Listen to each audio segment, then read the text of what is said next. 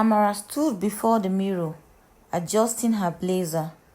Her heart beat like a drum, but her eyes glowed with determination. Today was the day. The director had called back Everlight Electronics, explaining the sabotage. They were willing to give her one more chance, but only one. As she entered the boardroom, the foreign clients sat with stony faces, no warmth, no patience. "Miss Amara," one of them said, "we agreed to return, but let me be clear. If you fail today, your company fails with you." Amara swallowed hard. Then she smiled. "Sir, you won't be disappointed." She spoke with passion, unveiling her designs one by one: bright colors, sharp slogans, campaigns that spoke directly to the heart. The room grew quiet. Even the stern-faced client leaned forward, nodding slowly. By the end, silence hung in the air, heavy, waiting. Finally, the lead client smiled faintly. "Brilliant, fresh, powerful, exactly what you are looking for." Relief washed over her. The director broke into a grin. Staff clapped quietly. It was victory at last. But in the back corner, Adewale sat watching, eyes burning with hatred. That evening, Amara returned home glowing with joy. She couldn't wait to tell her mother. But as she unlocked her door, she found her room in chaos. Papers scattered, her laptop smashed on the floor, and the wall, written in red marker, were the chilling words: "You may win today, but you won't live to enjoy it." Her blood ran cold. Her breath caught. Someone had broken in. She stumbled back outside, trembling. The neighbors rushed to her. "Who did this?" they cried. But Amara had no answer, only fear. The next day, the police came, but strangely, Adewale arrived too, faking concern. "Amara, you must be careful," he said smoothly, placing a hand on his chest. "Lagos is full of thieves." She glared at him. "Drop the act, Adewale. I know it's you." But he only smiled, leaning close. "Prove it." Later that week, as the company celebrated securing Everlight Electronics, the director called for a toast. Everyone cheered. Glasses clicked. Suddenly, Amara felt dizzy. Her vision blurred. She clutched the table. "Amara!" someone cried. She collapsed to the floor. When she woke up, she was in the hospital on a bed, confused, weak. Her mother's face hovered above her, tears streaked. "Amara, they said you poisoned the client." Her eyes widened in horror. "What?" Her mother sobbed. "The drink you handed to them, it was laced. They collapsed after you fell." "No, that's not true," Amara cried. But outside the hospital room, police officers waited. Whispers spread through the city. The cleaner turned star, now exposed as a fraud. She tried to kill her client. How shameful. Her name was everywhere, dragged through the mud. Days later, in a cold interrogation room, Amara sat handcuffed. A detective dropped a folder on the table. Inside were photos. Poison found in her office drawer, planted neatly. "I didn't do this," she pleaded. "Someone set me up." But the detective only sighed. "The evidence says otherwise." Through the small glass window, she saw a figure watching from the hallway. Adewale. Their eyes met. His lips curved into a slow, wicked smile. At that moment, Amara knew she had been outplayed. Once hailed as a rising star, Amara was now a prisoner. Her company distanced themselves. The director, though secretly doubting her guilt, had no choice but to suspend her indefinitely. Her friends avoided her. The media mocked her. Even at home, neighbors whispered, "Is that not the girl who poisoned Oyibo people?" Amara sat alone in her cell at night, staring at the ceiling, tears streaming silently. For the first time in her life, she felt broken. But somewhere in her shattered heart, a voice whispered.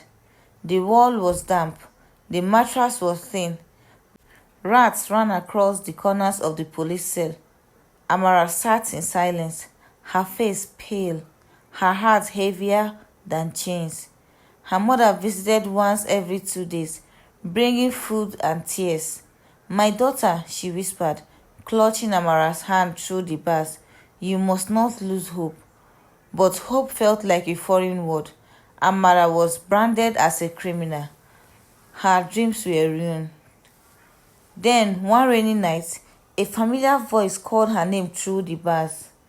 "Amara." She looked up. To her shock, it was Ngozi, the cleaner she once shared stories with at the office. Ngozi slipped a folded paper. "I have been watching," she whispered urgently. "I know you are innocent, and I know who framed you up." Amara's eyes widened. "Ngozi, how?" Ngozi's voice trembled. "I was on night duty the day your office was broken into. I saw Adewale and 2 men with him, but I was too scared to speak. Now, after what they did to you, I can't keep quiet anymore." Amara's chest tightened. Finally, proof she wasn't alone. "But they will never believe me," Amara said, her voice hollow. Ngozi leaned closer. "Then we make them believe." When Ngozi left that night, she didn't go home. She met with a young tech-savvy cousin, Tunde, who owed her a favor. Together, they began digging. They hacked into Adewale's emails. They traced payment to a mysterious account. They uncovered messages where Adewale bragged about bringing the star girl down.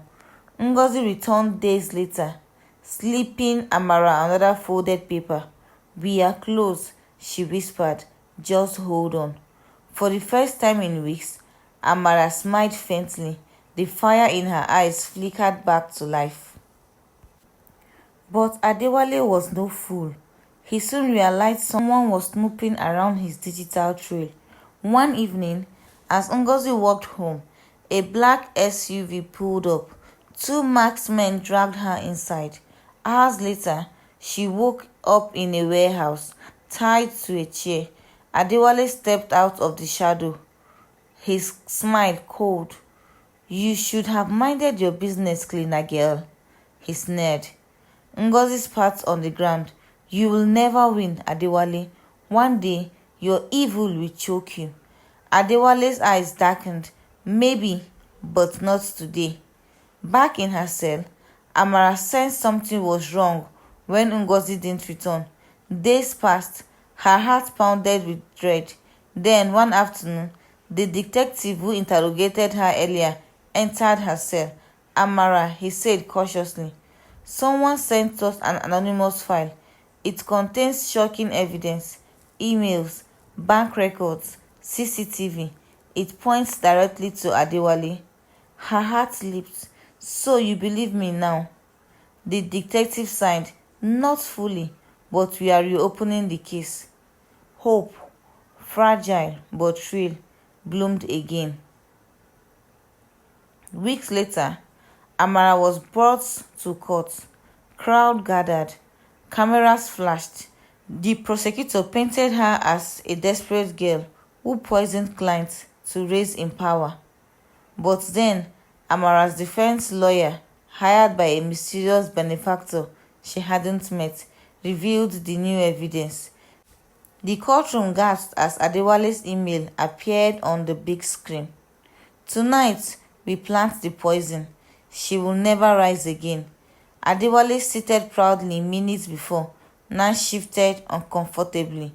Sweat ran down his forehead. But then, just as Amara thought victory was close, Adewale's lawyer stood up. "Objection! This so-called falsehood have been fabricated. Anyone with a laptop could create them. This is not proof. The judge frowned. The crowd murmured. Amara's stomach sank. The battle was far from over. Then the courtroom doors burst open. Ngozi staggered in, bruised, weak, but alive. Your Honor, she croaked. I was kidnapped by Adewale's men, but I escaped. I have the original hard drive. All eyes turned to Adewale. His face turned ghostly pale. The judge ordered the evidence checked. Within hours, experts confirmed its authenticity. Adewale's web of lies unraveled before everyone's eyes. Staff from the company testified about his jealousy. The clients testified that Amara had shown brilliance before the sabotage. Finally, the judge slammed his gavel. This court finds Amara innocent and Adewale guilty of conspiracy, fraud, and attempted murder. The courtroom erupted in chaos. Reporters shouted questions. Adewale was dragged out, screaming. His eyes locked on Amara in hatred. You think this is over? He bellowed. I will destroy you. But for once, his words sounded powerless. Amara walked out of the courtroom, a free woman. Cameras flashed in her face, but this time she didn't hide. She stood tall, her mother at her side, Ngozi leaning on her shoulder. I was called a criminal, she told the press, but today, truth won. This is not just my victory. It is proof that no matter how dark the night, the morning will always come. The crowd cheered. For the first time since her fall, Amara felt the sweet air of freedom and the burning fire of a comeback. But deep inside, she knew this wasn't the end. Success would be her greatest weapon, and the world had not seen the last of her. When the verdict was announced, Amara thought life would immediately go back to normal, but it didn't. Even after Adewale was taken away, people still whispered behind her back. Some still doubted her, others pitied her. But she didn't want pity. She wanted respect, and deep inside, she knew only one thing could silence every voice: success bigger than anyone could imagine. 2 months after her release, Amara received a surprise invitation. It came from the same client Adewale had tried to sabotage, Dr. Hassan, a wealthy business tycoon from Dubai. Miss Amara, the letter read, we have watched your story unfold. Where others see scandal, we see resilience. We would like to partner with you on an international project. Amara's hand trembled. This wasn't just an opportunity, it was destiny calling. But fear also returned. What if she failed again? What if people mocked her again? What if success slipped away once more? She sat awake at night, staring at the ceiling, her heart racing with doubt. Then she remembered her mother's voice. My daughter, never fear those who laugh at you. Fear only the day you stop trying. With tears in her eyes, Amara whispered into the darkness, this time, I will rise and never look back. Dr. Hassan flew her to Dubai. The city's lights, the tall skyscrapers, the buzzing cities. It felt like another world. She was put in charge of leading a project that trained young African entrepreneurs in technology and business. Her ideas were fresh, her passion contagious. Within months, the program became a success. News outlets picked up her story. From jail cell to global stage, the rise of Amara. Invitations poured in. London, New York, Johannesburg. Everyone wanted her to speak. She was no longer the poor girl from the village. She was a global voice. But even at the peak of her success, Adewale's shadow lingered. One night, after a major conference, she received a handwritten letter. It was smuggled from prison. It read, Amara, enjoy your moment, but remember, I am not finished. Even from here, I still have power. Your rise will be your downfall. Amara held the letter in silence. Then, slowly, she smiled. "Let him talk," she whispered. "My success will always be louder than his threats." Years later, Amara returned to Nigeria, but this time, she wasn't coming back as the disgraced girl people once mocked. She came back in a private jet, welcomed by cheering crowds, reporters, and banners with her name. At the town hall where she once sat in shame, she now stood as a global icon. She announced the launch of the Amara Foundation, a program to give scholarship and training to young people in poor communities. Her mother stood beside her, tears streaming down her face.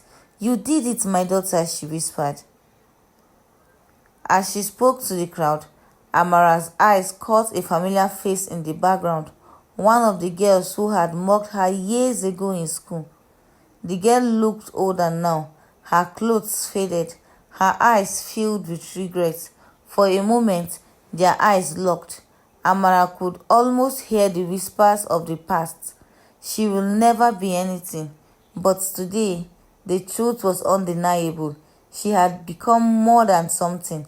She had become unstoppable. And at that moment, Amara realized revenge was not about destroying your enemies. It was about rising so high that their hate becomes meaningless. The crowd cheered as she raised her hand. The cameras flashed, and deep in her heart, she tasted the sweetest victory of all.